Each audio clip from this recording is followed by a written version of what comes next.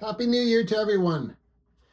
Death is a subject that has been very significant to me ever since my near-death experience after my severe motorcycle accident. I now know that the universal life force that is inside all of us can never die. We're all dying, some of us faster than others. I would like to now do a short read aloud with you and share my near-death experience that is outlined in my most recent book, Rethink, Rewired. And the first chapter starts as the light. I looked around and I was surrounded by bright lights everywhere.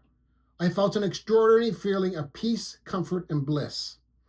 Looking down, I saw myself swerving on my motorcycle to avoid the car.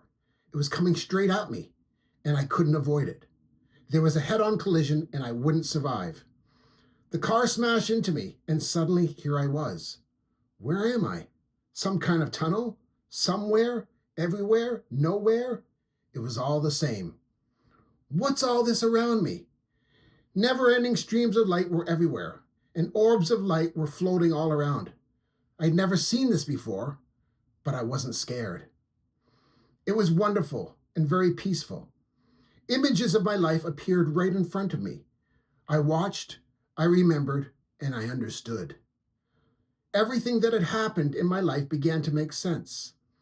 Not just the accident, but also from the time when I was a child. It was all part of the plan for me for something bigger. Everything that had happened had prepared me for this day. It was all part of the same puzzle. Now I get it, I thought. Then it all ended. I opened my eyes, and I was in the neurotrauma intensive care unit at St. Michael's Hospital in Toronto.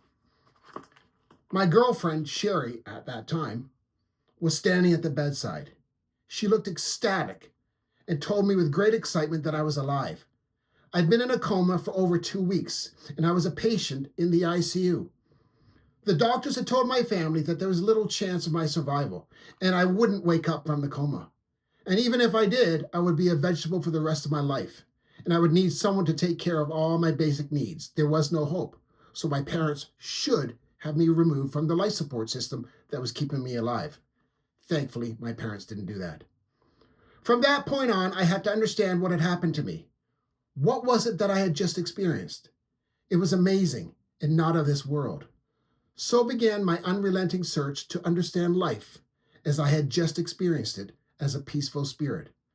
This would take me to a place where I had to rethink, redo, and rewire to understand my truth. Wishing you a very, very happy New Year. Thank you very much for watching. Bye-bye.